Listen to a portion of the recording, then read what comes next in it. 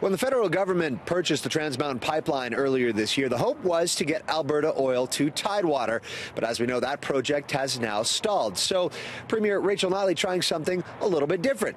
She's asking Ottawa to cut a check to help purchase some brand new trains. Albertans know all too well the anxiety and the stress that families in Oshawa are feeling right now with GM's announcement this week.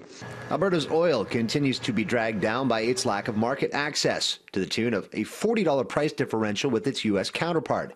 So Wednesday, Rachel Notley announced her government would purchase 2 new train units that could move an additional 120,000 barrels of oil per day, increasing current rail capacity by a third. Talking about buying and building and contracting new ones, that's what we're looking at as we talk about this. And we've been in fairly detailed conversations with both CN and CP as we go forward.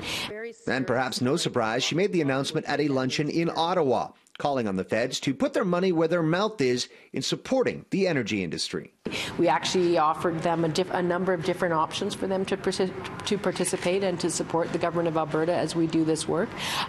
We've not yet heard back directly. That means that our oil is worth about 10 cents a litre, a fraction of the cost of a bottle of water. Back in Alberta, opposition leader Jason Kenney offering up a different proposal to help boost the province's sagging oil fortunes. I am calling on the government of Alberta to act immediately to introduce mandatory curtailment of 10% of Alberta's oil production.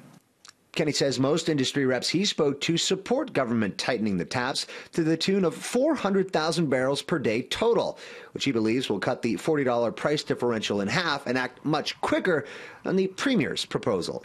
There is, I think, a guarded optimism that rail will help but with the midterm problem, but it does not help with the immediate crisis.